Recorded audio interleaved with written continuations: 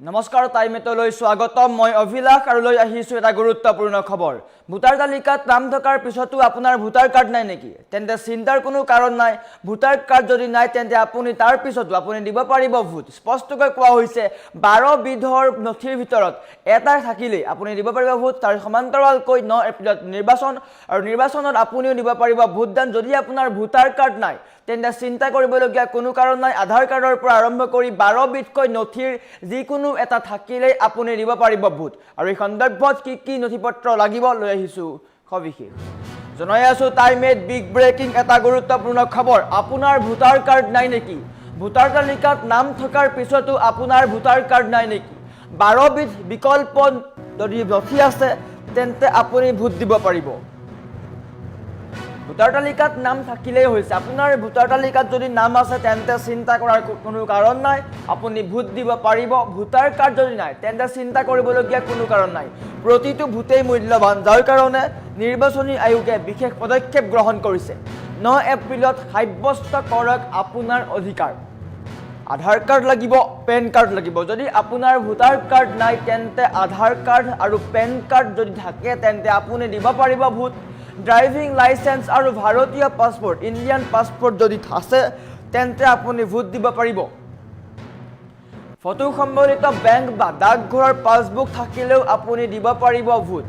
NREGA job card যদি আছে তেন্তে আপুনি ভোট দিব পাৰিব তাৰ সমান্তৰালকৈ কেইবা বিধু নথিপত্ৰ আছে স্বাস্থ্য বীমাৰ স্মাৰ্ট কাৰ্ড অৰ্থাৎ যদি আপোনাৰ ওচৰত আয়ুষ্মান ভাৰত কাৰ্ড আছে তেন্তে আপুনি দিব পাৰিব ভোট পেঞ্চনৰ নথি আপুনি যদি পেঞ্চন লাভ কৰি আছে তাৰ যদি ডকুমেন্টছ আছে তেন্তে আপুনি ভোট দিব পাৰিব সৰকাৰী কৰ্মচাৰীৰ সেৱা পৰিচয় পত্ৰ যদি আছে তেন্তে আপুনি ভোট দিব পাৰিব সাংসদ বা বিধায়কসকলক প্ৰদান কৰা সৰকাৰী পৰিচয় পত্ৰ যদি আছে তেতিয়াও আপুনি ভোট দিব পাৰিব এনপিআৰ স্মাৰ্ট কাৰ্ডৰ জৰিয়তে আপুনি ভোট দিব পাৰিব কেইবা বিধু নথি আছে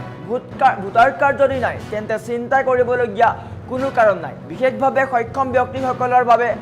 UDID কাৰ্ড লাগিব আৰু এয়া হৈছে অসমৰ নিৰ্বাচন আয়োগৰ দ্বাৰা প্ৰকাশ কৰা তথ্যৰ যদি আপোনাৰ ভোটাৰ কাৰ্ড নাই তেন্তে আপুনি দিব পাৰিব ভোট চিন্তা কৰিবলগীয়া কোনো কাৰণ নাই যদি সম্ভৱ হয় আমি ষ্টুডিঅ'ত সাউণ্ড অনাৰ চেষ্টা কৰিম স্বাস্থ্য বীমাৰ স্মাৰ্ট কাৰ্ড যদি আছে তেন্তে আপুনি ভোট দিব পাৰিব এটা গুৰুত্বপূৰ্ণ খবৰ ৰাজ্যত যিহেতু 9 এপ্ৰিলত নিৰ্বাচন আৰু নিৰ্বাচন সমাগত প্ৰতিগৰাকী নাগৰিকৰ অধিকাৰ আছে ভোটদান কৰাৰ গতিকে স্পষ্টৰূপে দেখিবলৈ পোৱা গৈছে যদি আপোনাৰ ভোটাৰ কাৰ্ড নাই তেন্তে আপুনি চিন্তা কৰিবলগীয়া কোনো কাৰণ নাই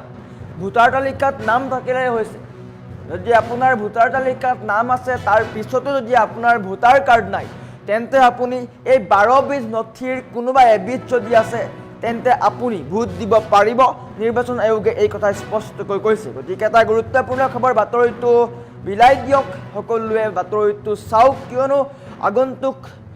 নিৰ্বাচনৰ কাৰণে প্ৰতিগৰাকী নাগৰিকৰ দায়িত্ব ভোট দিয়াটো যদি আপোনাৰ ভোটাৰ কাৰ্ড নাই তেন্তে আপুনি যদি চিন্তা কৰি আছে ভোটাৰ কাৰ্ড নাই এতিয়া ভোট দিব নোৱাৰিব তেনেকুৱা নহয় স্পষ্টকৈ কোৱা হৈছে ভোটাৰ কাৰ্ড যদি নাই তেন্তে 12 বিধকৈ নথিৰ যিকোনো এটা যদি আছে তেন্তে আপুনি ভোট দিব পাৰিব অৰ্থাৎ আপুনি ভোট দিব পাৰিব নিশ্চয়কৈ আধাৰ কাৰ্ড পান কাৰ্ড থাকিলেও হ'ব সেইটো যেহেতু সকলোৰে থাকে প্ৰত্যেকগৰাকী নাগৰিকৰ আধাৰ কাৰ্ড আৰু পেন কাৰ্ড আছে গতিকে সেই ডকুমেণ্টছৰ জৰিয়তে আপুনি ভোট দিব পাৰিব ইয়াৰ সমান্তৰালকৈ কেইবা বিধু নথি আছে ড্ৰাইভিং লাইসেন্স আৰু ভাৰতীয় পাছপোৰ্ট যদি আপোনাৰ ড্ৰাইভিং লাইসেন্স আছে বা ভাৰতীয় পাছপোৰ্ট আছে তেন্তে আপুনি দিব পাৰিব ভোট এটা গুৰুত্বপূৰ্ণ খবৰ 9 এপ্ৰিলত ৰাজ্যত নিৰ্বাচন আৰু নিৰ্বাচনক লৈ স্পষ্টকৈ কোৱা হৈছে এই কথা যদি আপোনাৰ ভোটাৰ কাৰ্ড নাই তেন্তে আপুনি চিন্তা কৰিবলগীয়া কোনো কাৰণ নাই আপুনি পুৱাই যাওক ভোট কেন্দ্ৰলৈ আপোনাৰ যদি আধাৰ কাৰ্ড আছে পেন কাৰ্ড আছে তেন্তে আপুনি পেন কাৰ্ড সেইকেইটা ডকুমেণ্টছ নিয়ক বা সেইকেইখন নথি নিয়ক আৰু ভোট কেন্দ্ৰলৈ গৈ সাব্যস্ত কৰক ভোট তাৰ উপৰিও কেইবাবিধো সামগ্ৰী আছে বা কেইবাবিধো নথি বুলি ক'ব লাগিব ফটো সম্বলিত বেংক বা ডাকঘৰৰ পাছবুক যদি আপোনাৰ পাছবুক আছে বেংক পাছবুক আছে তেতিয়াও আপুনি ভোট দিব পাৰিব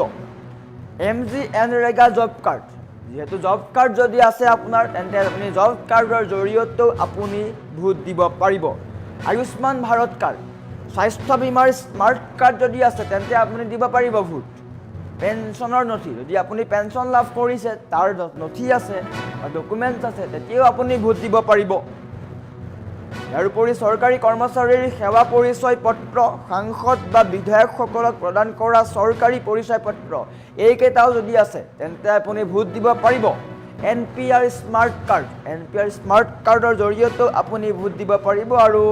বিশেষভাৱে সক্ষম ব্যক্তিসকলৰ বাবে থকা UDID কাৰ্ডৰ জৰিয়তে দিব পাৰিব তেওঁলোকে গতিকে এটা গুৰুত্বপূৰ্ণ খবৰ ৰাজ্যত নিৰ্বাচনী ৰণসিঙা বাজি আছে প্ৰত্যেকটো দলে প্ৰচাৰ অভিযান চলাই আছে আগন্তুক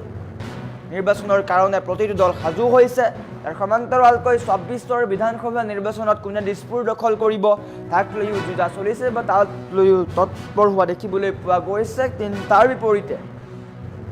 জনসাধাৰণে ভোট দিব স্পষ্টকৈ দেখিবলৈ পোৱা গৈছে আৰু জনসাধাৰণে কোনটো ক্ষেত্ৰত বা কোনটো দলত মোহৰ মাৰিব সেয়া লক্ষণীয় হ'ব গতিকে আপুনিও আপোনাৰ মূল্যৱান ভোটটো সাব্যস্ত কৰক কিয়নো গণতান্ত্ৰিক ৰাষ্ট্ৰ এখনত ভোট আটাইতকৈ গুৰুত্বপূৰ্ণ ভোটদান অধিকাৰ প্ৰত্যেকগৰাকী নাগৰিকৰ গতিকে আপুনি ভোট দিয়ক বিবেক বিচাৰ বিবেচনা সকলো চাই আপুনি ভোট দিয়ক গতিকে প্ৰতিগৰাকী নাগৰিকলৈ এটা আহ্বান ৯ এপ্ৰিলত ৰাজ্যত নিৰ্বাচন হ'ব গতিকে আপুনিও যাওক ভোটদান কৰক তাৰ সমান্তৰালকৈ যদি আপোনাৰ ভোটাৰ কাৰ্ড নাই তেন্তে চিন্তা কৰিবলগীয়া কাৰণ নাই বাতৰিটোত দিয়া ১২ বিধকৈ নথি যদি আছে তেন্তে আপুনি নিশ্চয়কৈ ভোট দিব পাৰিব আৰু এখন চৰকাৰ গঠনত আপুনিও অংশীদাৰ হ'ব পাৰিব